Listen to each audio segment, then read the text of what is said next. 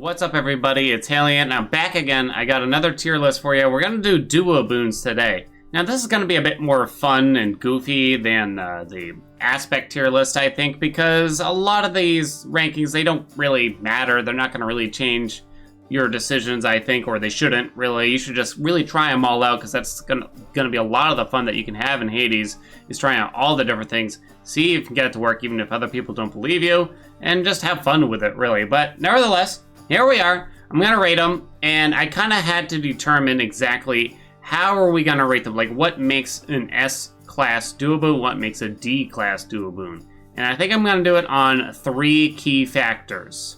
Those 3 key factors are going to be, number 1, how fun is the duo boon? Number 2, how overall powerful the duo boon is. Like, is it going to help you win the run? Is it going to help you do more damage or take less damage, you know? And 3 is sort of just in general, how viable is it?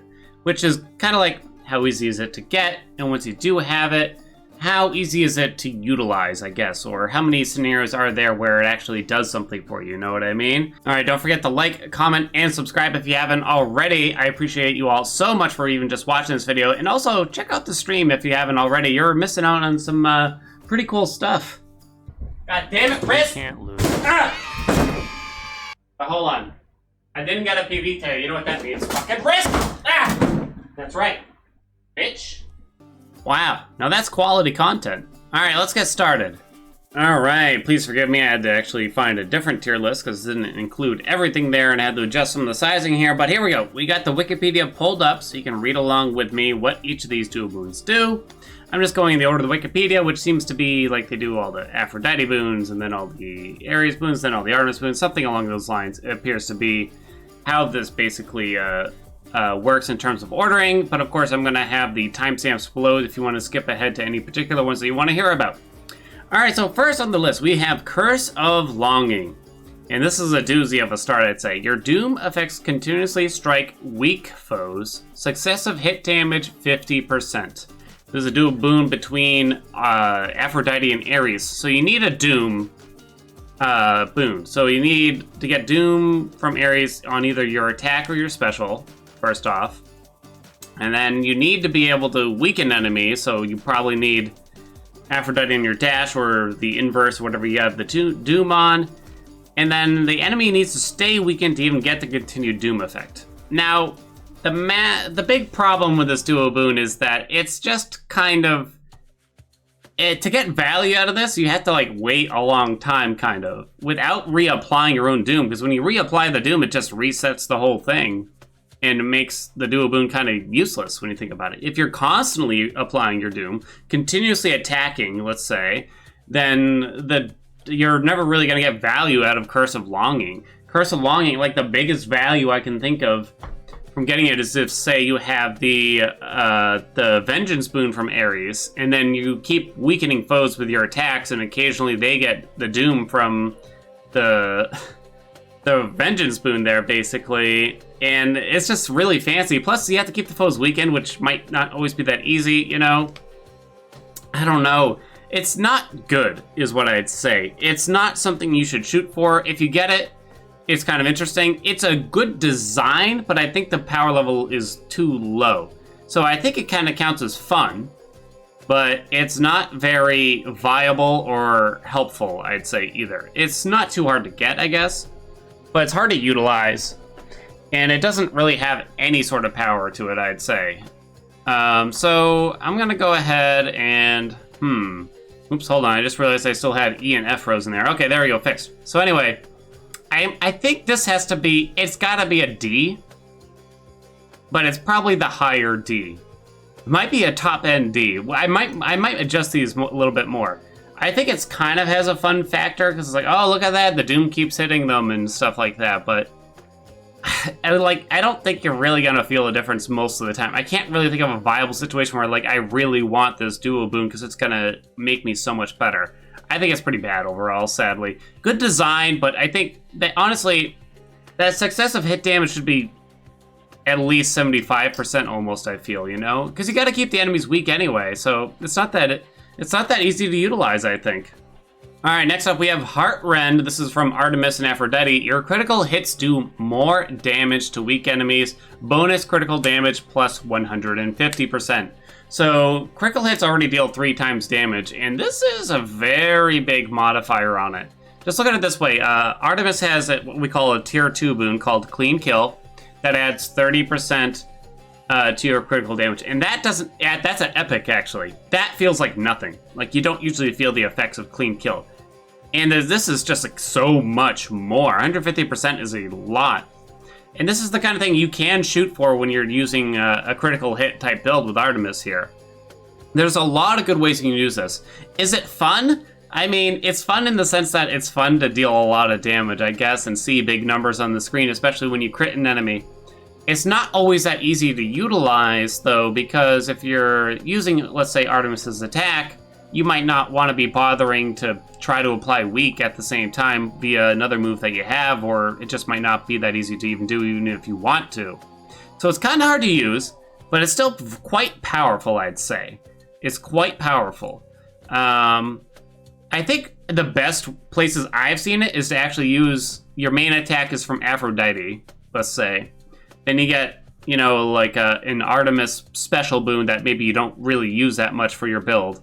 And then you get Hunter's Mark, maybe get pressure points, and basically you're just getting these random crits here and there, but really it's all from your Aphrodite's attack, which is a higher percentage modifier, and then you don't have to worry about the foe being weakened. I think that's like the best case scenario for Heart Rend, personally. It's good, I'm gonna say. Is it S tier good, though? I don't know. I feel like it's not quite, because it's not like you get this boon and boom, like you win the game. Usually it's kind of like you're already steamrolling if this is the boon that you're shooting for, the duo boon you're shooting for, I should say. So I think it's just gonna wind up in an A, because it's not super fun. You know, it's only kind of viable, but it has a fairly high power level, I'd say. So yeah, I think it might end up at a low A, I think, if I'm gonna guess now. All right, next up we have Parting Shot. Now here's a boon that tends to be rather confusing, and I've actually switched back and forth as to what it's trying to describe myself. I did get some answers from people who are a bit more knowledgeable with the Hades code and modders in the community and stuff like that have helped out and just answered questions for me, because it's kind of a confusing boon. So it's between Aphrodite and Athena.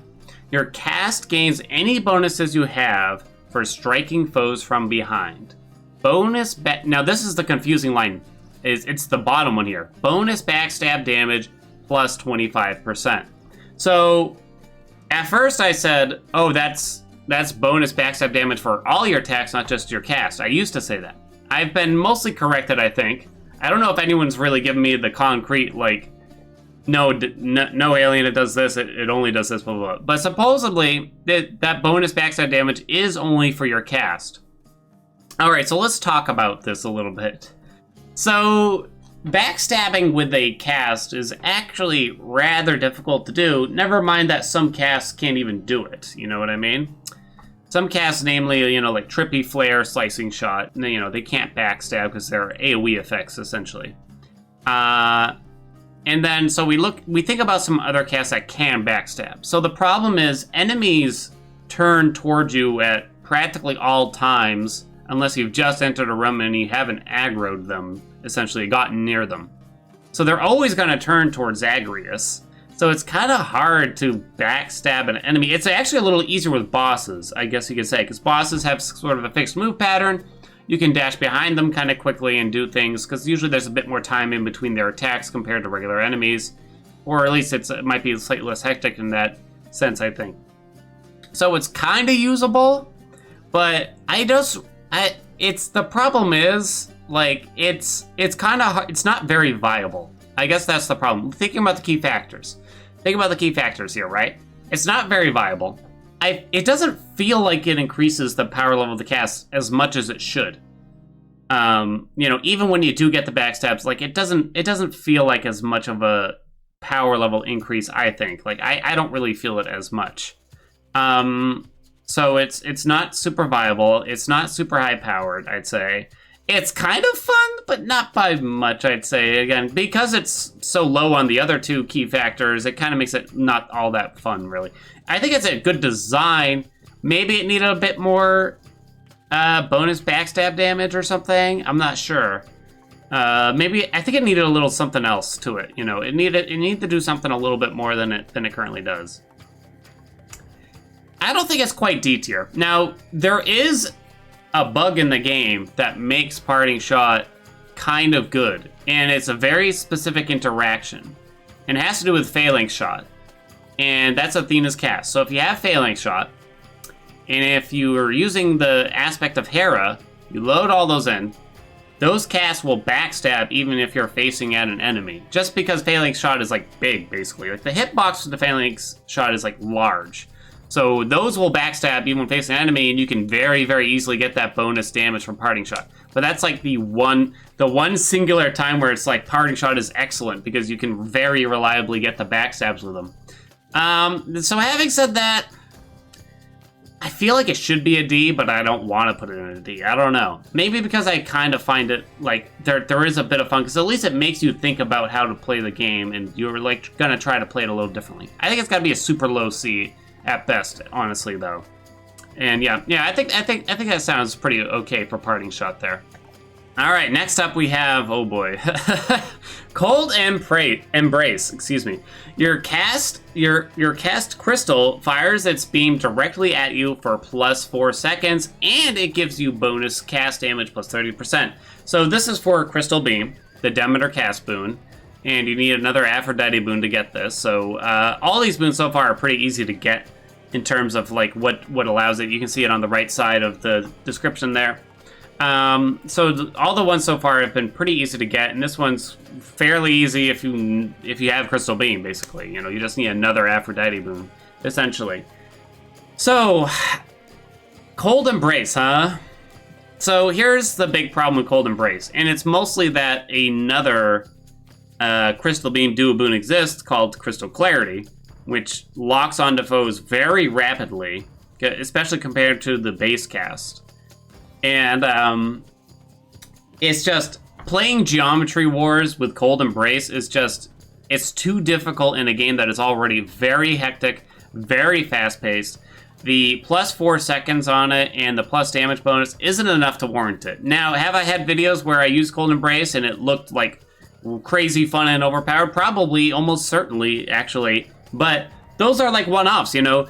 We are the rule, not the exception. You know, you might see videos of the exception because those are fun and interesting, but generally, if you pick up Cold Embrace, you're not going to have a good time, I think. And the main fault to Cold Embrace is actually not the bonuses it gives. It's the fact that Crystal Clarity is so much better. If Crystal Clarity didn't exist, Cold Embrace might actually be okay. Just to be clear, you cannot get both of these dual boons at the same time. You can only get one of these. So if Crystal Clarity didn't exist, this would probably be like maybe a C. I don't know. The thing is, I think I've said it, and I think I do believe myself. Most of the time, if you're using Crystal Beam, you might rather not have Cold Embrace than have it. Because at least in your cast, you can just drop them down. They'll kind of slowly lock on foes, and they'll kind of do something. And sure, there's instances if you use like cast-specific weapons, you can kind of get something crazy going on, but it has a fun factor, but it's sort of a frustrating fun factor, I still think. It's not viable. It's not high-powered. It's got to be very low. It's gonna have to be, and it's so niche, really. Honestly, it's too goofy, weird. I do like the design, and it's kind of fun, but I'd probably have more fun if we just use Crystal Clarity. So yeah, it's gonna be, well, possibly one of the worst duos in the game, honestly. Alright, next up we have Low Tolerance. It is between Aphrodite and Dionysus. Your hangover effects can stack even more times against weak foes. Max stacks versus weak +3. It's interesting. I like this boon because it makes you try to manage the weak. You see this a lot with Aphrodite, right? Where you want to keep foes weakened in order to utilize some of these dual boons that get offered, you know what I mean? It's an interesting one. It's not very high power level. It's kind of okay. The viability is on the lower end because you have to manage the weak, but that's kind of good design to make you think about how you play, I'd say. If you're playing a Dionysus-centric build, then there's definitely ways to utilize this well. I'm thinking Chiron Bow, You put Dionysus on the special for the hangover. You put Aphrodite on the attack. That way the foes stay weakened, and you're filling them up with the hangover continuously, and it works. It's going to be good. There are some hangover duo boons that we'll see later on that I feel are just kind of a better power level and a bit easier to manage than this, though. And so shooting for this duo boon in particular is, yeah, it's not great. This is probably, there's not much else to say about it. I don't know how much of a difference you're really gonna feel in power. I don't think it's a very high power level boon. It's kind of on the lower end. It's kind of fun, because you just get to see bigger hangover numbers, because I think hangover is just kind of fun. I'm gonna have to drop it up. You know, it's probably gonna be a higher C, I'm gonna say. It's gonna be a higher C. It's obviously better than Parting Shot, I'm gonna say, but only in this realm where, you know, you're someone that loves to use hangover-oriented builds, probably. All right, here's a contentious one, I think. Sweet Nectar. All palms of power you find are more effective. Palm level increase 1. This is one of those duo boons that it really depends where it gets offered. I don't think you'd really I don't think it's ever worth going out of your way to, like, force this duo boon to appear. You know, you're wearing God keepsakes just to try to get it. It's not going to be worth it. Because the truth is, most boons, after a boon gets to level, like, 3-ish, it's not a big deal if you palm it, you know? Like, the diminishing returns on palms is so high, it's not worth it. The only times it's worth it is usually for cast boons, because it's a flat damage increase instead of the percentage, like on the attacks and special. It's not great, honestly. You know, it's cool to see high-level boons, but at the end of the day, you're better off diversifying and getting a bunch of different boons leveled up and stuff like that than one very high-level one, which you could do with this, obviously. But I think the problem is, like, a lot of duo boons you don't end up getting offered till, like, Elysium. And then at that point, let's say we get Sweet Nectar offered in Elysium, you know, what are you gonna get? Like 2? Maybe 3 palms if you're lucky, if you really try, before the game's already over, you know?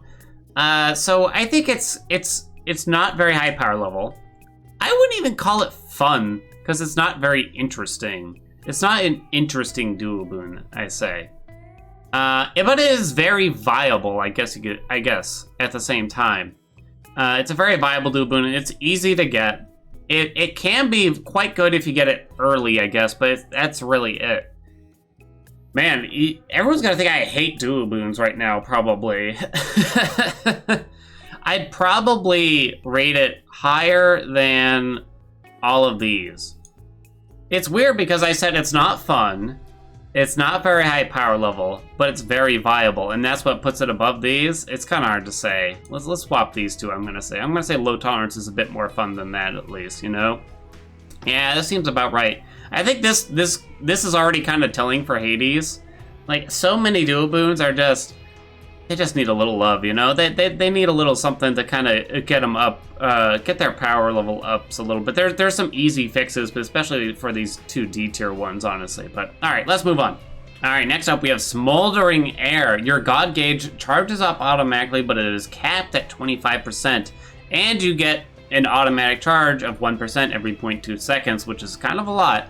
So this is a duo boon between Aphrodite and Zeus. You need someone's call boon. It doesn't necessarily have to be Aphrodite's or Zeus's call boon. And then you just need what we call a core boon from Aphrodite and Zeus at the same time in order to get this offered. So it's pretty easy to get it offered in a sense. And it just so happens we have like the best call boon god in the game, probably, I'd say, in general, which is Zeus, who has probably the best call in the game. And then you have maybe what I personally feel is the worst call boon, which is Aphrodite's. Or at least the one that, like, I just don't really enjoy using, you know what I mean? The big bonk damage, but you can't even get that if you get Smoldering Air, because you can't even cap it, you just be charming enemies continuously. Which is something you can do. Not something I'd recommend, but something that you can do. Anyway, this, I think, is a very high power level duo boon. I think sometimes there's a trap amongst new players where they think they want to build up a full call every time, like a fully charged call, like every time, every single chamber. It is an extra button you have to manage using call boons, consistently every few seconds, because that's what's kind of going to happen with Smoldering Air here. It's going to be up every few seconds, basically. But if you are able to do that, you're going to deal a lot of damage. You know, like, so Zeus's call is great with this. Artemis is not very good, just because her single-use call is quite low-powered, I'd say. Demeter is not great, because you can only get out those circles every so often, probably. Ares is okay. Aphrodite's is bad. You're just going to charm an enemy, so it's not going to feel very good. Poseidon's is excellent, I'd say. Athena's is very defensive, but good overall, I would say. Dionysus's is extremely strong, also. A lot of these work pretty well, even with a single charge, is what I'm going to say. So the whole thing that it's capped 25% doesn't matter for most of these. It's bad for Aphrodite's. It's probably bad for Artemis's too, I would say. But otherwise, it's not really a downside, you know? With Zeus, it's good. Dionysus, it's good. Ares, it's fine. Demeter, it's okay. Poseidon is good. So it's a very powerful dual boon, and you're going to dole out a lot of damage, especially if you can get some other things to assist in that call damage. And just what happens, call boons tend to scale quite well with Palm. So if you can Palm it just a couple times, you can usually deal a lot of damage, honestly. Is it an S tier? I think it is. I think it's fun, number one. It's very high power most of the time. And it's very viable to get and to utilize. You know, I feel like I don't see it that often for some reason, but it's probably just because I tend to avoid Aphrodite boons quite often, that for my own personal play. But I think this is probably going to be one of the lower S tier duo boons, but it's a good duo boon. I definitely recommend trying it out and enjoying yourself with it. All right, here we go. Hunting Blades. We hear a lot about Hunting Blades, I gotta say. Your cast creates a faster blade drift that seeks the nearest foe. Seek duration 3.3 seconds. So that's just how long Slicing Shot, which is Ares' cast boon, lasts, essentially. So you have to have Ares' cast boon, and you need just an Artemis, what we call core boon, there. Cannot be combined with Freezing Vortex, it should be noted, but yeah, that's going to be a whole nother thing, basically. So, Hunting Blade. So, if you have never played with Hunting Blades, it's good. It's incredibly strong. The main downside to Ares' cast of Slicing Shot is that you throw it out and it just goes in a straight line slowly, and you just gotta wait for it to stop so you can pick it back up. Hunting Blades, gets rid of the only downside that Slicing Shot had and turns your cast into the blender, you know. It's incredibly powerful, and it works every time. The only issue with Hunting Blades, I think, is the fact that, I mean, if you're gonna get it, it's usually because you're trying to force it, you know. You pick up Slicing Shot early in a run and be like, okay, I guess I'm gonna do Hunting Blades, you know? And then I feel like you get kind of locked into this one spot where all right, it's just, this is the run now, you know? It's me trying to get Hunting Blades. It's almost too good, is what I'm saying, in terms of balance level. So, I mean, I guess it's pretty clear. It's S tier. It's viable in the sense that it's easy to use, it's fun, and it's super high power level. It's an easy S tier. But I think in terms of design, it's almost too good, because now it's again, like I said, if you pick up Slicing Shot early in a run, then you're usually, it might be your best game plan to just, all right, I have to force Hunting Blades to show up now. I'm gonna wear Artemis's Keepsake after this, and then use Ares' Keepsake and Elysium, and I'm gonna hope that I get Hunting Blades, and that's gonna be how I win this run. So nevertheless, it's still fun when you get it. You know, and I like it, and I do have fun when I use it. And yeah, it's good. It's a good duo boon. That's the end of the story. All right, next up we have Merciful End. Your attacks that can deflect immediately activate Doom effects. And Doom combo damage, so you get extra Doom damage. It says 40, but I feel like it was actually changed to 30 in the game a while ago, by the way. Because Merciful End has been a duo boon that's been changed a lot in the history of Hades. Alright, so this is a duo boon between Ares and Athena. You have to have something that delivers doom, so Ares' special or attack. And then you specifically need Athena's attack or special. The cast and the dash, and the call, I guess, but that makes sense, do not activate this dual boon. That means this Merciful End is actually very difficult to get because of that. It's very difficult to get. I think it's actually great design because it really adds an element to Doom that you didn't think of before. So, okay, hold on. Let's backpedal a tiny bit here. So in order to get Merciful End offered, you need Athena's attack or special. But once you already have Merciful End, you can get Athena's dash and activate the Doom using Athena's dash still. So essentially, generally the game plan, if you want to use Merciful End, you'd get Ares' attack, Athena's special right afterwards, get Merciful End, then get Athena's dash, and do a lot of damage, basically. This is something that increases your damage output to an insane degree, like a really insane degree. It's kind of too bad. It's seen a lot of changes. I kind of don't like how hard it is to get. Like, it's not easy to get Merciful End. I would almost prefer it if the reason the devs did this is because it has such a high power level. I think I would prefer it if the power level was brought down, but it was still a little bit easier to get than what it currently is. But at the same time, I like that in this game that there are some really overpowered broken things, you know, that you can get, but not all the time. The problem that comes in is, essentially, I think it's actually the existence of the god keepsakes and the fact that you can control what shows up in a run quite a bit, really. So therefore, it's kind of not that, you know, it's not as hard as the game makes it out to be to get something like this. It just means usually you don't get it till later, and thus the fun doesn't begin till later in a run, or something like that. So, what do I think of Merciful End? It's incredibly high power level. It's fun once you have it. It's low viability because of how hard it is to get and how demanding it is as a dual boon and stuff like that is what I would say. But it's fun to see the damage go, I guess. I think because it has such a high power level that it has to be one of the top, possibly the top dual boon in the game because the power level is so high. But we'll see. We'll see about that. I might change my mind about that one. You gotta just try it to understand it, I guess, a little bit here. I'm gonna stick by these ratings so far, but yeah, it seems to be just kind of really heavy on the edges right now. But yeah, I think this makes sense to me. It's too good of a duo boon, you know, to not put it in the S's. But all right, that's enough Merciful End.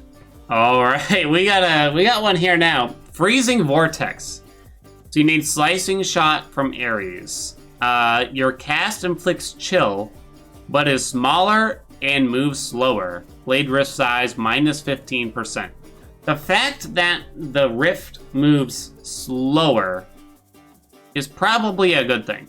Smaller is worse, is bad, honestly.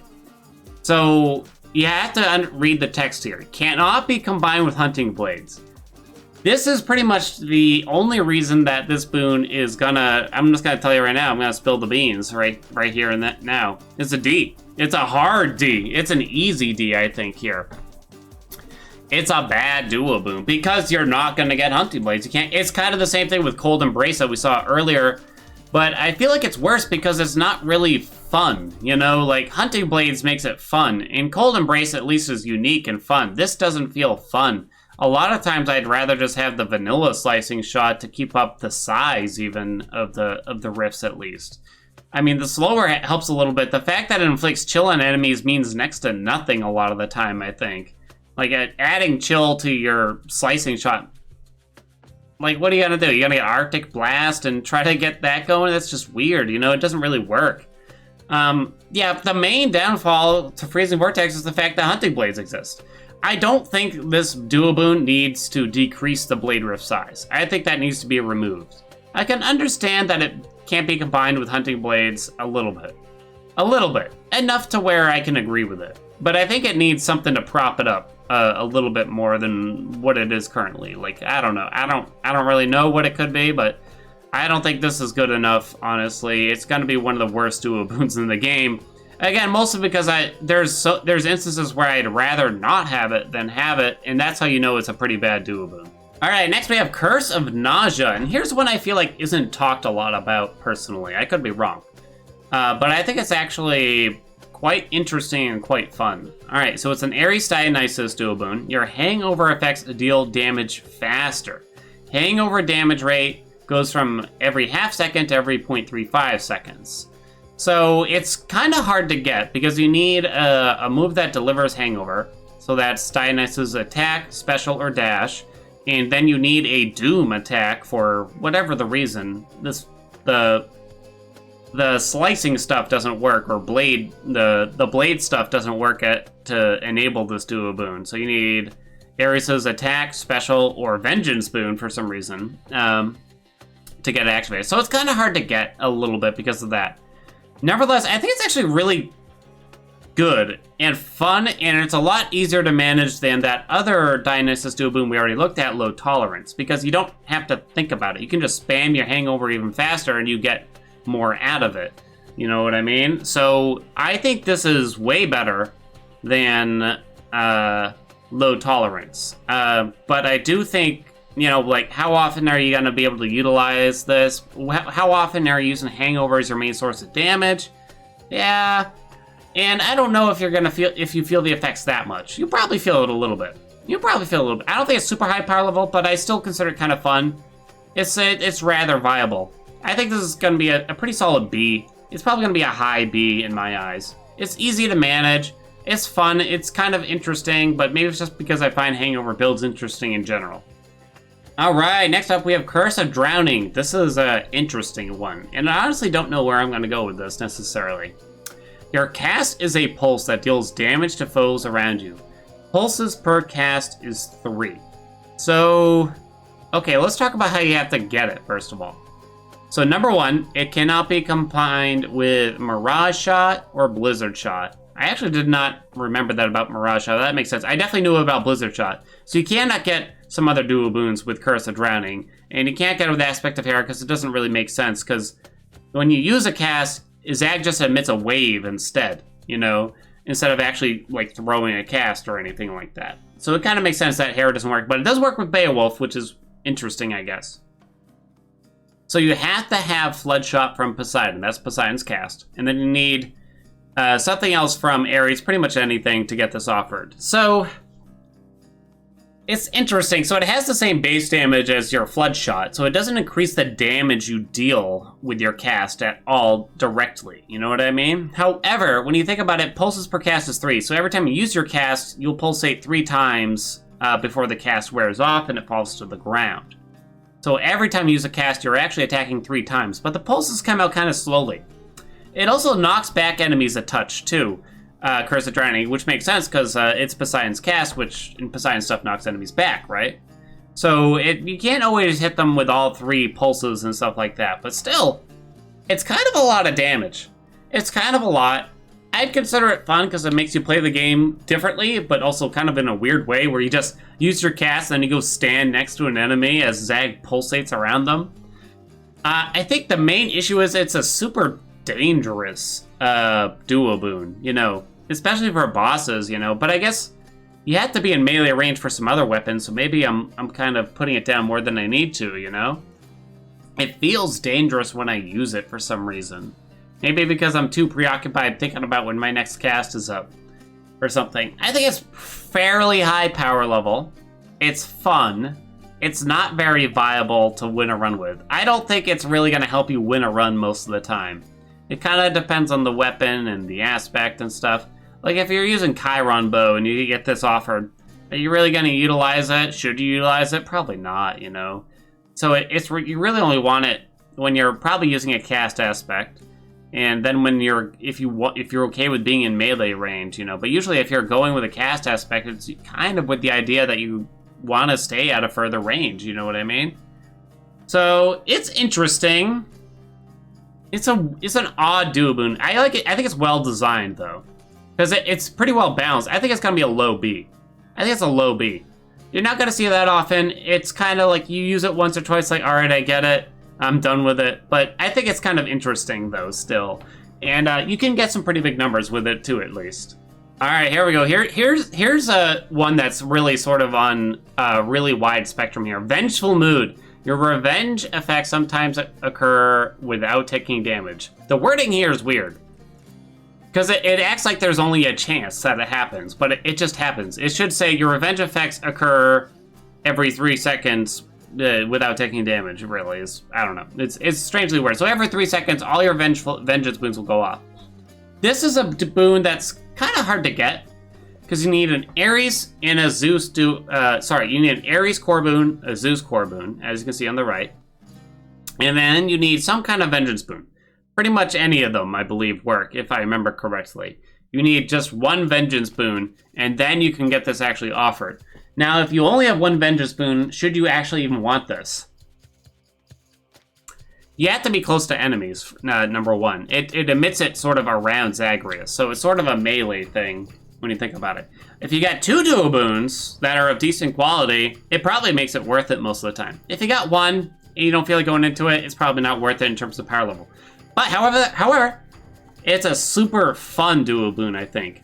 And I mean, you guys have probably already seen the AFK builds that I have here on YouTube and stuff. If you haven't, check them out, because it's super goofy, super fun, and I'm really happy that something silly like that is even possible in this game, you know?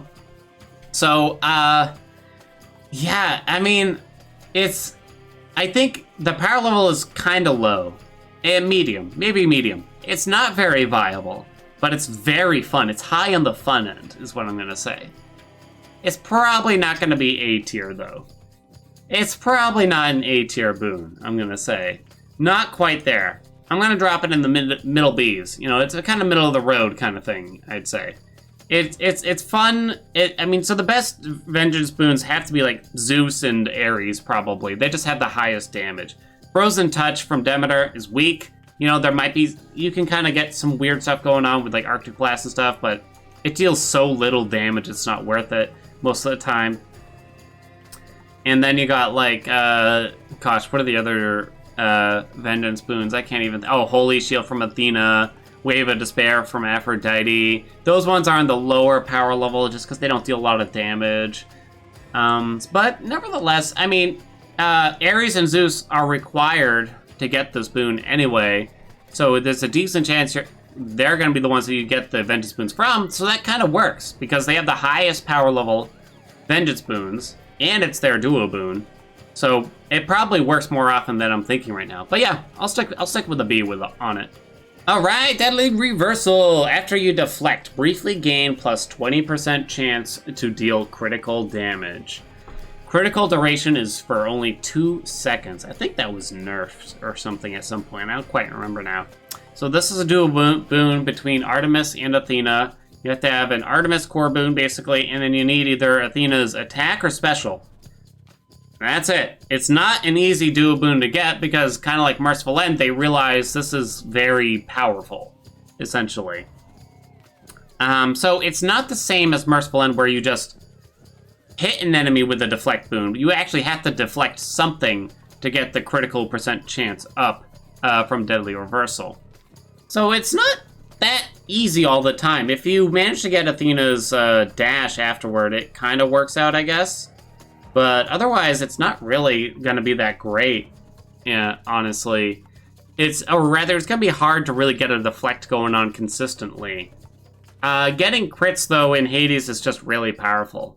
3 times damage, it's just crazy. Not to mention, this is a global critical percent modifier, so all your attacks have a chance to crit when you have this on. Kind of like with pressure points, you know? So I think that's what kind of pushes it into what's going to be a pretty easy S, I'm going to say. I'm a little tempted to throw it in an A, because it's not super fun. I'd say it's just kind of something that you let happen when it happens, if you deflect something. But it's very high power level, I think. But it's not very viable. Oh, you know what? I just convinced myself. I'm going to throw it in a low A because of that. I'm going to throw it in a low A. It has a high power level, but the rest of it, I just don't think it's that good, honestly. I mean, 20% is a lot for crit chance, I gotta say. But, yeah, I mean, it's just kind of, I think part of the problem here, the Boon Hunter's Mark exists, which means that you can get crits fairly consistently just by having that one boon in, like, an Artemis attack or special or something. Hunter's Mark is too... I'd almost take Hunter's Mark the majority of the time over Deadly Reversal. It really... I guess it depends, obviously. But Hunter's Mark, I feel like, is almost a better boon most of the time here. Nevertheless, it's still good. It's not super fun, but it's at least something that makes you try to think about the deflects a little bit. Alright, here we go. We got the Crystal Beam Dream that we've been talking about. Crystal Clarity. Your cast is stronger and tracks foes more effectively. Beam damage plus 10%. So this is Crystal Beam's Duo Boon, which is apparently my signature build. I don't know. And then you just need another boon from Artemis here. And it's not about the extra beam damage, it's about the tracking. The tracking just makes it so your crystal beams win you the game after you pick this up, essentially. Now, it's possible that the beams aren't going to deal enough damage because maybe you have the wrong aspect on to make this work, or maybe you just got a low rarity boon, low rarity crystal beam, and you didn't get to palm it at all. If you can pick up like the Glacial Glare tier 2 boon afterwards, that really helps a lot too. Nevertheless, it's super high powered, I'd say. It basically lets the game play itself potentially in some situations at least. I think most of the time this boon will help you just win the run if you didn't have anything else good going on, you know. Not to mention, it's just super safe. You drop the beams because they're just their own turrets, then you run, you know, and they do it for you. The tracking just makes it act like it's nothing. Is it an S tier boon though? No, I don't think so. I think it's a high A. Oh wow, look at this balance here. You know, I don't know. Maybe it's a low S. And I think the problem is just that Crystal Beam on its own, if you don't get this Duo Boon, then your build sucks. You know what I mean? If you do get it, then your build's amazing. And I just don't like that kind of reversal there. And it feels like when you pick up Crystal Beam, kind of like with Hunting Blades and Slicing Shot, you're in this realm of, all right, I took Crystal Beam, that means I have to get Crystal Clarity, etc., etc. So why is Hunting Blades better than Crystal Beam then, you might ask me? And I guess the answer is, I think Hunting Blades is a bit more higher power level. A bit more. It deals more damage, things are gonna die faster. I think Crystal Clarity has a little bit more fun to it, at least for me, but it's probably not as viable because there's an even bigger gap between the base cast and when you get the Duo Boon, basically. But yeah. Crystal Beam, Meme Dream, for life. Alright, moving on, we have Splitting Headache. Hangover afflicted foes are more likely to take critical damage. Bonus critical chance per hangover stack is 1.5%. So you need something that inflicts hangover from Dionysus, and then you just need an Artemis core boon. So this is a boon that is, for some reason, it feels like it's easier to get. The problem is, I think the power level is actually quite low. Think about it. If you're getting 5 stacks of hangover on an enemy, which is the base number that you would expect most of the time, that's still only 7.5% critical chance. It's not that high. It's just not that much, you know. What it has going for it, though, is that it's not something you really have to manage most of the time. You just take the additional damage whenever you can. When you think about pressure points, that Epic gives you 4%, you know, so it just doesn't feel that good, honestly. It's not a bad Duo Boon, it's just kind of not very exciting, I think. I think the other hangover boons are actually kind of more exciting for the most part, but it is probably a higher power level than low tolerance and a bit easier to manage, like I already discussed. I think it's a pretty easy B. It's just not super fun, you know, it's just a passive thing that happens, so I think when it's passive like that and it's not a big power level difference, it just kind of makes it not super interesting. So yeah, that's Splitting Headache to me. It definitely works with a hangover build, and it's nice that there's a bunch of hangover Duo Boons, I think. That makes it pretty fun, but it's probably not the one that I would really want to see just because I don't think it's as much fun. Alright, here we go. Mirage Shot. Your cast fires a second projectile, though it has reduced damage. Secondary shot damage is 30%.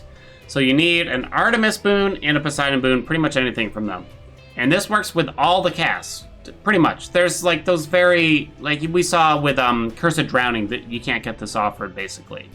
Mirage Shot is an amazing duo boon, I think. It is bugged in a few places, or maybe I should say the aspect of Beowulf is bugged. So that 30% secondary shot damage, yeah, it's actually 100% when you use Beowulf. I know, crazy that it's in the that's still in the game somehow, but so be it. As of this recording, August 31st, that's what it is. So it's one of the best ways to increase the power level of a cast build. I think the only downside is, like, when you have a cast build going on, you kind of want to go for Mirage Shot every time. So it kind of means that a lot of cast builds wind up getting homogenized, you know, where they all wind up like, okay, I got a whatever cast, now I want to get an Artemis boon and a Poseidon boon so I get Mirage Shot. So that's kind of a downside, I think, to that, because you wind up with very similar builds each time. But nevertheless, there's so many different casts in the game that all interact so differently from each other. I still think it's actually very, very interesting. And you don't have a lot of cast duo boons that don't rely on a specific cast boon. So I'm thinking Curse of Drowning, you have to have Poseidon's cast. Hunting Blades, you have to have Ares' cast. Crystal Clarity, a Cold Embrace, you have to have Crystal Beam from Demeter. Mirage Shot, you don't have to have a specific cast boon. You just need a cast boon. Actually, you technically don't need one at all. So I think it's kind of good and bad that that's the case. I think it's good that there's not too many of those duo boons exist, but it does mean that Mirage Shot is, you know, thrust into the stratosphere in terms of power level, I think. It's a very high power level boon. I think it's fun. It's very viable. I think the main reason it's going to be rated so highly is just because cast builds are fun. Cast builds are so much fun. I can't always explain why, but I think it's just the sheer variety. And that's why, even if we disregard the bug with Beowulf, it's probably got to be S. Because I think the fun factor is too high with cast builds to not rate it so highly, honestly. If you haven't experimented with all the different cast builds, you gotta try it, because I feel like that's like a lot of the fun in Hades. It's kind of like, you know, each weapon has so many different hammers. I think that's it kind of feels like each cast is almost its own hammer too, because they all act so differently from each other. Great duo boon still then, because it lets you use any cast viably for the most part. And yeah, it's just good. It's good old fun, I gotta say.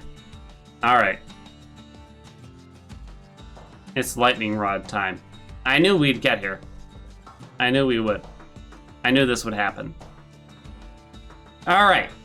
Your collectible bloodstones strike nearby foes every 1 second, lightning damage for 70 damage.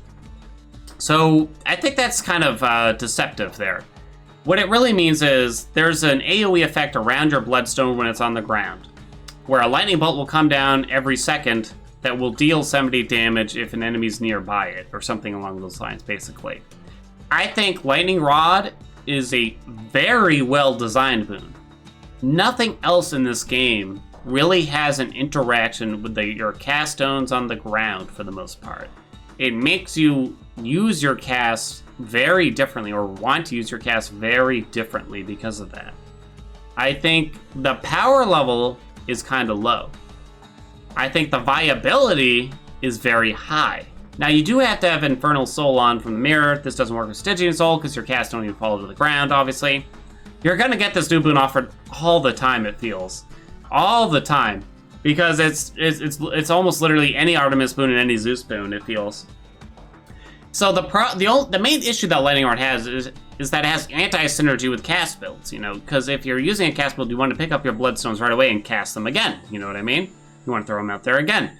Now, you can get some circumstantial damage, coincidentally, as you go to pick them up, maybe, for that 1 second that they're on the ground, but, you know, it's not usually all that great. However, there's also another instance where Lightning Rod, it actually is sort of, you can make some pretty big cheese builds with it. You know, people have gotten their first clears using Lightning Rod because you just leave your cast stones to the ground and then you kite the bosses around them and just run away continuously and let the lightning do the damage. Now, you can buff the damage from Lightning Rod using tier 2 Zeus boons. I'm talking about Double Strike, Jolted, High Voltage, even the Legendary and stuff like that. You can get a lot of stuff going on with Lightning Rod to make it actually pretty crazy. I think it's a lot of fun. It's amazing design. It's quite viable. Except for the fact, again, if you're doing a cast build, it's less good since you want to pick them up. The problem is the power level is low most of the time. It's not super high. Even though I said it has a, you can get some cheese builds going on to make the game quite a bit easier, that wasn't really one of the factors I laid out in terms of rating these on the tier list. Having said all those things, I'm thinking, it's gotta be, I'm thinking a beer. I think it's gotta be a B. It's not A material. There's no way it's A material. I think it's more fun than Curse of Drowning. Possibly more powerful in a way. It's not as fun as Vengeful Mood. Curse of Nausea, which is at the top of the class right now. I don't know. It's tough. I'm gonna give it a high B. I'm gonna give it a high B. It's definitely not C material, I'd say. You'd probably want to pick it up a decent amount of the time. The thing is, though, I think part of the problem with Lightning Rod is just the fact that it's offered between Artemis and Zeus, right? So you have to pick up an Artemis or Zeus boon to get it even offered. The Artemis and Zeus supplementary boons, I'm talking like pressure points, double strike, jolted and stuff, those boons are just like really powerful, it just so happens. So a lot of times your best course of action is actually to turn down Lightning Rod for one of those instead. Which means that probably you might not pick it as often as you might think, or at least you shouldn't. But nevertheless, it's fun. Come on, we can't argue with this. It's a fun boon, and it works so often. Try it out. Basically, is all I can say. Go Lightning Rod, I guess. All right, next, Stubborn Roots. Oh boy. While you have no death or stubborn defiances, your life slowly recovers. Life regeneration, 1 HP every 0.8 seconds. Now, why every 0.8 seconds? I mean, it feels like at that point it's just like should have done it every second or something. I don't know. I guess they felt like it wasn't good enough if it was every second. This is a dual boon that's probably going to get offered a lot if you're using Athena and Demeter, right? It's pretty easy to get by looking at the boon list there. You don't really need specific casts or attacks or anything like that. You just need a boon from each of them, and now it's going to get offered. The problem is the power level is incredibly low. And it's not really because the life regeneration is bad. I think the life regeneration is actually decent. It actually feels pretty quick, I'd say. But how often are you on 0 death defiances? And you feel like you can still pull through because of Stubborn Roots. Typically, if you're on 0 death defiances, you're probably at death's door already, and the difference that Stubborn Roots is going to make is too small. It also has this core problem where, let's say, even at a high heat level, right? Tight deadline exists in the game, so if you have to do a high heat, and you get Stubborn Roots offered, it's just probably not still that great of a boon to take. It's not really a good idea to take it, I think. Because you have to beat the rooms quickly because of tight deadline. This is a game where at 32 heat, let's say, the whole goal of the Pact of Punishment is basically to balance around tight deadline. How many enemies can you handle while still beating the deadline, I'd say. It's interesting because you don't get a lot of life recovery in this game, at least from boons and stuff like that, right? So this is one of the few that actually does it. I'm gonna say it's not good.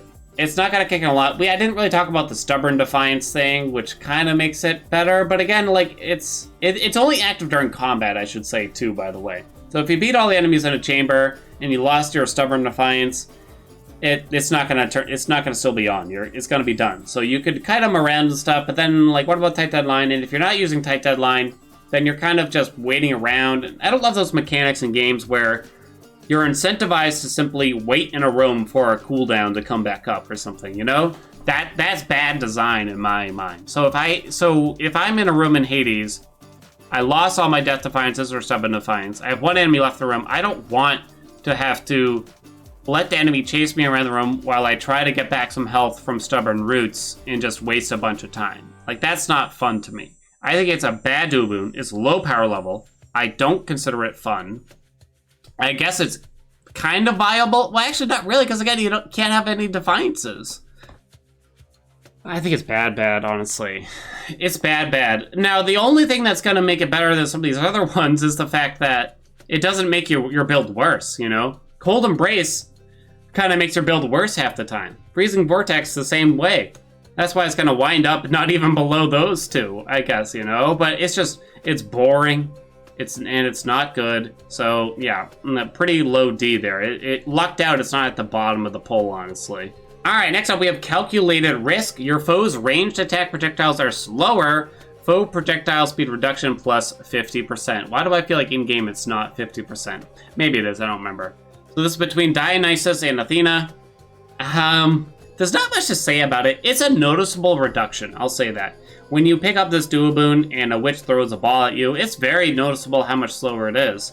And it makes sense that this duo boon has Athena paired with it, because I guess the idea is you'd slow down the projectiles and then use Athena boons to deflect them back at the enemies, right? The thing is, though, I just don't know how useful this really is most of the time in practice, you know what I mean? I'm not going to sit here and be the one that says that it's easy to dodge projectiles, but what I will say is you have an Athena deflect boon, like Athena's Dash, for instance. I don't know how much this really matters, you know? I think the power level is very low. It might have a slight fun factor to it just to see the different speeds at the projectiles, you know? It's very viable. I guess it works every time. There's no argument about that. It even works when, like, Hades throws his spear, for instance, so that's something. Even in the late game. So, yeah, I don't like it. I don't like it. Part of me thinks that it should go in C, because it doesn't make things worse. But I don't think it's even that good. Am I really dropping it this low? Just a hair above Stubborn Roots? I think I am. Because a lot of the times it kind of comes down to, what is this going to be offered up against? You know? What if, you know, Holy Shield is being offered instead? I'd probably take Holy Shield over it most of the time. If I'm just trying to win the run, Holy Shield would probably do more work. What if Premium Vintage is being offered instead of this? Probably 20, 25 more health is probably going to do more work than that, honestly, I think. Yeah, I think it's not good, you know, sadly. It's interesting, and it almost has some fun to it, but it's just not enough really to really... I don't feel more powerful when I pick up this boon. It doesn't feel like, this is going to be easy now. I just don't get that feeling when I play. All right, here we go. The antithesis of not fun duo boons here. Unshakable Mettle. You cannot be stunned and resist some damage from bosses. 10% boss damage reduction. Oh, how uninspired is this duo boon right here, you know? So what does it mean you cannot be stunned? So, I mean, there's stun moves out there, but most of the most prolific stun is in Tartarus from the grabby hands, you know? The Weinstein hands, as we call them, you know, where, and you're not gonna have this duo boon at that point in time. Now, Hades kind of has, like, the urns stun you in the Hades fight, I guess. And there's 10% boss damage reduction, but, like, bronze skin at, what is it, epic quality gives you 10% flat damage reduction across everything. Not just from bosses, you know? It's weird. It's super low power level. It's incredibly not fun because you can't notice the difference. It's boring. I guess it's viable because it's never really a bad take, probably. But again, you always got to compare to what else could appear. This is between Athena and Poseidon, you know? It's bad. It's bad. Now, it doesn't make your build worse, obviously. But it's so not fun, and it feels so uninspired. Bottom of the D's. I gotta give it a bottom of the D. It's boring. It's a boring duo boon. I'd rather pick up a palm than pick up this duo boon. All right, next up we have Lightning Phalanx. Your cast bounces between nearby enemies. Max bounces is 3. So you have to have Athena's Phalanx shot. And then you just gotta have a Zeus boon, basically, to get this offer. Now, this is a fun duo boon. This is fun, I gotta say. So Athena's cast is kind of slow. It moves slowly, hits enemies slowly, but the longer it's out there, it speeds up over time. So when it bounces from an enemy, it's moving pretty fast when it goes to hit another enemy, I gotta say. I think this is one of those duo boons that has a high fun factor, but the other factors aren't great. The fact that you have to have Athena's cast means that it's not super viable, I guess. You know, it's not easy to obtain. You're not gonna see it in a lot of runs and stuff like that. But it's so much fun. It's pretty medium of the power level, I'd say. Bouncy attacks just to clear rooms faster are always nice, you know. Think about Electric Shot from Zeus. If you're using a cast build, this just works, you know. It's good. It's a good duo boon, you know. I mean, if it wanted to get S-Class, it probably would take a little bit more than this. It would probably have to be like each bounce gives it additional damage. That means it's not S-tier. And that's okay. Not every duo boon needs to be S-tier, you know. Like, that doesn't make sense, you know. So having said that, I'm gonna have to drop it a low A, I think. Mostly because the fun factor is so high. Because seeing the bounces and stuff, it's cool. It really is. Athena has a fairly powerful cast in terms of damage numbers, though, so it kind of works that this is with her cast boon, I think. A lot of fun, not super high power level, but yeah, that's about it. All right, next up we have Ice Wine. Your cast blasts an area with freezing festive fog that inflicts chill, blast damage plus 30%. So you have to have Trippy Shot or Trippy Flare from Dionysus, then you just need a Demeter boon to get this offered. I'm kind of surprised it has plus 30% damage on it because Trippy Shot is a very high damage cast boon. It deals a lot of damage. The downside is that it just sits on the ground for a long period of time after that, I guess you could say. And that's probably why, but it has that huge, massive AoE effect. Now, if you're just lobbing Trippy Shot out there with, say, Poseidon Sword or something like that, Ice Wine is a great pick. Something that's not really announced in the description is that it actually decreases the time that the lob is in the air. Your Trippy Shot's gonna land much faster after you pick up Ice Wine, and that plus damage is a lot. This is a great duo boon for that. It actually has some weird anti-synergy with Beowulf, though. For some reason, you know, when you use Trippy Flare in Beowulf, the casts just explode right on impact at the end of the Bull Rush normally. When you pick up Ice Wine, there's an added delay. It does the opposite as if you didn't have Beowulf for some reason. I don't know why this is, honestly. It actually makes Beowulf and Trippy Flare worse, I think, because the delay is quite significant. It messes things up, I think. You'd have to really get used to it to play it well. Now, ignoring that, because I think we can pretty much ignore it, because there's enough duo boons between Trippy Shot, like Mirage Shot and some other things.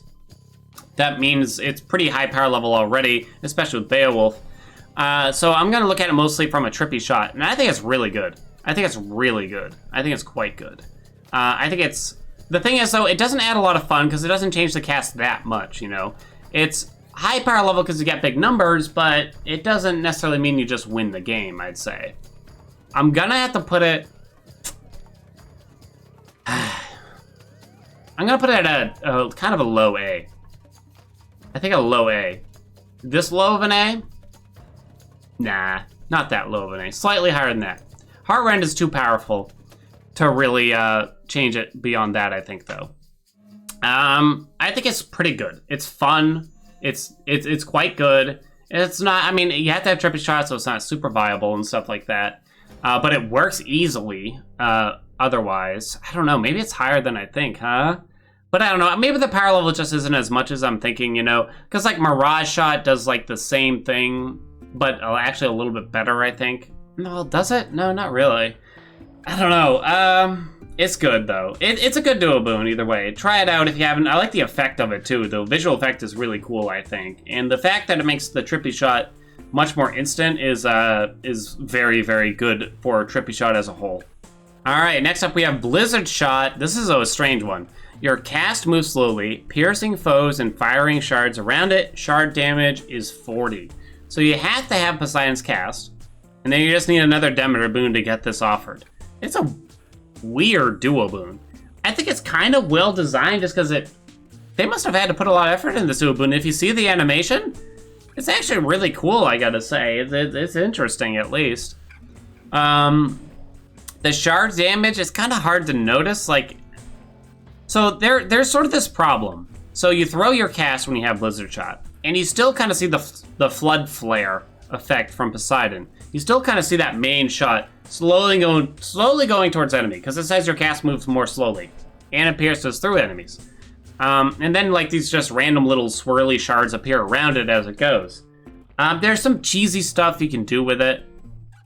At least you used to. I haven't really seen it done in a while. They could have fixed it, where like if an enemy stood in one spot, you could almost felt like that flood flare shot would just continuously hit an enemy infinitely or something like that. There was some weird stuff going on. I think part of the problem is it still knocks enemies back. The flood shot, the main cast effect, it still knocks the enemy back if you hit them directly, which means they're not often going to get hit by the shards if that's what happens. And the shards don't last a super long time. Maybe that's what could make it better. Get rid of the knockback effect.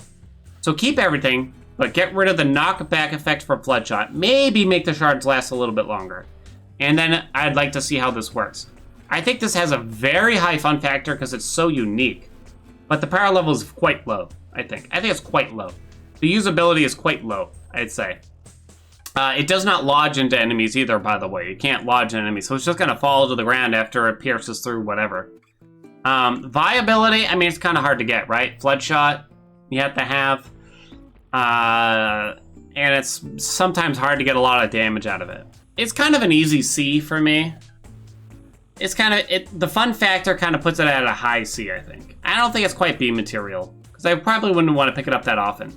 It should be noted you can't get this with, like, Mirage Shot.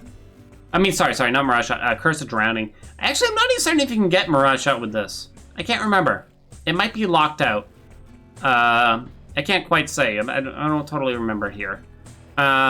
It's fun, and I definitely recommend trying it out just to see how much you like it, but I don't think it's gonna be, like, this is a run winner. Alright, next up we got Cold Fusion. Your jolted effects do not expire when foes attack. Jolted duration is now 10 seconds instead. So you have to kind of know about jolted here. So you need Zeus's Static Discharge boon in order to get this offered, and then you just need a Demeter boon. Static Discharge basically says your Zeus attacks or lightning attacks will apply jolted to an enemy, which means the next time the enemy attacks, they're going to take usually a rather significant amount of additional lightning damage from a lightning bolt. And that can be affected by several other boons, such as double strike and high voltage, namely. And it's a pretty powerful effect. And changing it so that it doesn't expire when they attack, but instead it just lasts a certain amount of time can be good. Can be. In specific instances, I'd say. This is a boon I see. I feel like people see me pick up Demeter in a Zeus boon. They're like, get Cold Fusion, get Cold Fusion, get Cold Fusion. But the problem is, this isn't a boon you'd usually want to go out of your way to get, this duo boon. It's just not that good. The power level is not that high. There are some very one-off cool effects you can do. Like, I think this is extremely specific, you know. But if you apply Cold Fusion to Theseus right before he starts summoning all the circles during the phase transition, each of those count as an attack, and he's gonna take a ton of jolted damage like that. But that doesn't happen that often with enemies. I think also, I could be wrong about this, so don't quote me. When a normal enemy attacks and they get hit by jolted, then they get staggered, which means they're not gonna attack again right away. They're not even gonna follow through with that attack, I think. So you can't really get that jolted chain as easily on regular enemies. So it's really most useful on bosses. And even then, most bosses just don't attack like rapidly enough for this to make a difference. Most of the time when you're using Zeus, you're kind of hitting the enemy with Zeus attacks often, so you're going to be reapplying that jolted effect quite a bit anyway. And that's why I feel like Cold Fusion is not a good boon. The viability is low because it just doesn't come into effect all that often. It's not really a fun factor because it's just kind of a passive effect you probably don't notice half the time. And then I think the power level is quite low and just doesn't have enough uses. It's gotta be a D. It's gotta be a D. I will say it's a high D. It's borderline C material, but it's not worth it most of the time, especially if you're getting this offered after picking up a Zeus boon. Other Zeus boons are almost 100% of the time going to be correct over Cold Fusion. Now, if you pick up a Demeter boon, that might not be if it gets offered from Demeter, it might not be the case, honestly. But yeah, it's just not good enough, I think. Maybe I can find a way to make it work in a run someday. A nice meme build, but I don't know. I haven't found a way yet. Alright guys, as we're getting pretty close to finishing up, remember to like, comment, subscribe, please. Tell me what your favorite duo boons are below. Tell me why you like them, you know, why I'm wrong on the tier list, why you believe it should be higher or lower, maybe even, for that. Let me know what you think. Alright, so next we have exclusive access. Any boons you find have superior effects. Minimum boon rarity is epic. This is kind of a hard decision for me. I think this is one that has kind of a high power level. I believe it also increases the odds of getting duo boons and legendary boons. I'd have to ask one of the members of the community, especially the modder community, to confirm that because I can't quite remember, but I'm pretty sure. It's a rather high power level, I think. The issue, it kind of has the same issue that Sweet Nectar does, the +1 palm levels duo boon, where too often you're not getting this duo boon offered till Elysium or later, you know, and therefore, how many boons are you really gonna pick up before the run is over, you know what I mean? So, like, maybe you get a couple epics out of it, maybe they would have already been epic already, you know? I do think it has a high fun factor. All that purple? Come on, that's gotta be fun. It's very viable, it's easy to get. I guess the viability thing, I guess how late you often would get it offered is a problem with viability, though, I guess you'd say, more than anything. Power level is okay, and fun factor is rather high, I'd say. I'm feeling a B on this one. I'm feeling a B with exclusive access. It's a duo boon you probably don't want to go out of your way to force, but if it gets offered, probably take it a lot of the times, you know what I mean? It's from Dionysus and Poseidon's, and it's really any boon from them, pretty much, from the two of them. I'm thinking a B. It's gotta be B. Let's see. Vengeful Mood? Yeah. Curse of Nausea? Yeah, I'm gonna drop it above both of those. It doesn't beat out the Rod, though. Rod's still king of the bees, at least we can say. But yeah, it's a fun duo boon to pick up, especially early on in a run, I think. Alright, next up we have Scintillating Feast, another Trippy Shot duo boon, which is interesting, because it feels like Trippy Shot kind of has a lot of duo boons you can get with it. You know, you got Ice Wine, you can still get Mirage Shot. I guess technically you can get Lightning Rod and stuff like that. I don't know, it's just kind of interesting, I think. Anyway, your Festive Fog effects also deal lightning damage periodically. Lightning damage equals 60. So it basically does the same thing Lightning Rod does, but it's only active when the Festive Fog is on the ground, essentially. I think that's what it is. It's kind of hard to say, does it strike as often as Lightning Rod? Is it more or less? I'm not really sure. You know, so you have to have Trippy Shot, then you just need something from Zeus, basically, after that to get this offered. I think my issue with it is it's almost never as good as Ice Wine or Mirage Shot. Like, there's other duo boons that will do more.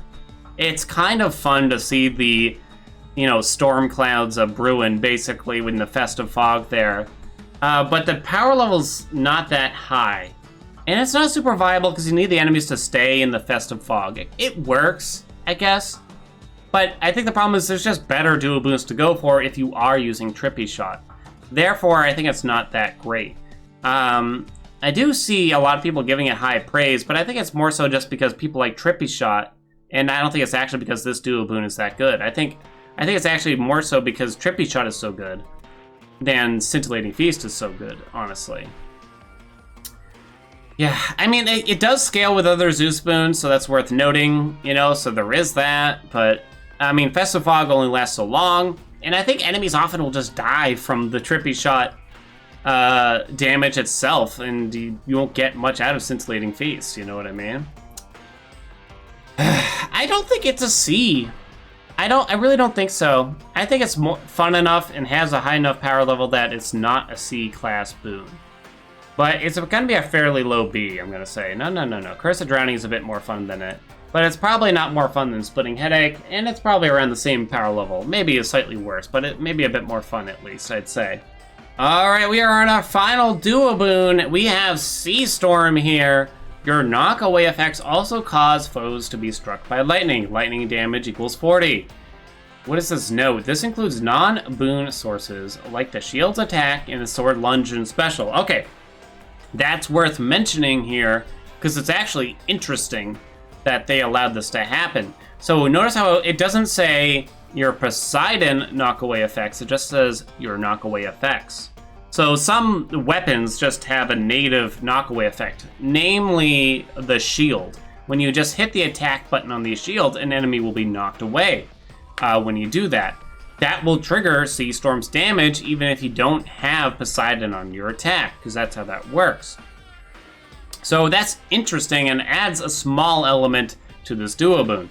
Now, there's sort of an issue with this duo boon. It's namely that you cannot get it offered if you only have Splash Dash from Poseidon. You have to have either the attack, the special, the cast, or the call. And this was a balancing decision they made because Splash Dash is too good of a boon, basically, I think. So they decided to basically nerf Sea Storm to try to balance out Splash Dash a little bit. And then you just need something else from Zeus. Now, kind of like Merciful End, you can get Sea Storm and then get Splash Dash after, and the knockaway effect from Splash Dash will trigger Sea Storm because of that. This is a rather high power level boon, I think. A rather high power level boon. It's just not super viable because it's kind of hard to get and utilize. Now, there is an internal cooldown. This kind of works for all of Zeus's lightning effects, or at least lightning bolt effects specifically. So you can't, let's say you get, Poseidon on Lucifer's attack, right? And you're spraying the enemies down with the hose.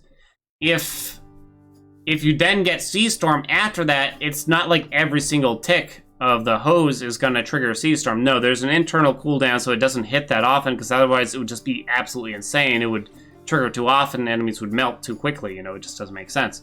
I don't know what the exact number is. The cooldown, it's the same reason why putting like Zeus on the Chiron special is not great either, basically. So it's pretty good. It's pretty good. It's not super high viability. It has a rather high power levels though still. Fun factor. I don't know.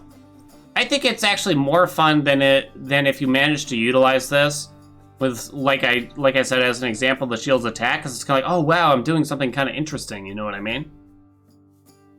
But it is quite powerful, nevertheless. It's kind of hard to say. I think it has to be an A. I don't think it's S tier. I don't think it's worthy of S tier. I think it's pretty high up there, but I don't think it's quite it.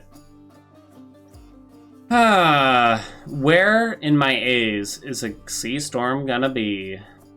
I don't think it's as good as Deadly Reversal. But it might have more viability than Heart Rend if you are using like a Zeus Poseidon kind of build, Zeus and Poseidon just tend to pair well with a lot of weapons and aspects and things like that. So it kind of makes sense in a way. The problem is more so that Poseidon's attack and special often has anti-synergy with weapons you're using. The knockback effects, sometimes you want them, but most of the time you don't, honestly. So that's why Sea Storm just kind of winds up not always being that great, I think. Because you probably just don't want Poseidon's attack or special, honestly. But yeah, it's okay, I think. It's not bad. Worthy of A tier, for sure. Alright guys, that's it for our Duo Boon tier list here. Let me know what you think. Let me know what your favorite Duo Boons are, what you thought of the tier list, why I'm wrong, why, Merciful End doesn't belong in S tier, whatever, why Cold Embrace belongs in A tier, just let me know what you think, and let me know what you want to see more of on the channel. What kind of games, what else in Hades, what kind of tier lists, let me know what you think. Alright guys, as always, have a wonderful day, and I'll catch you in the next video. Bye-bye now.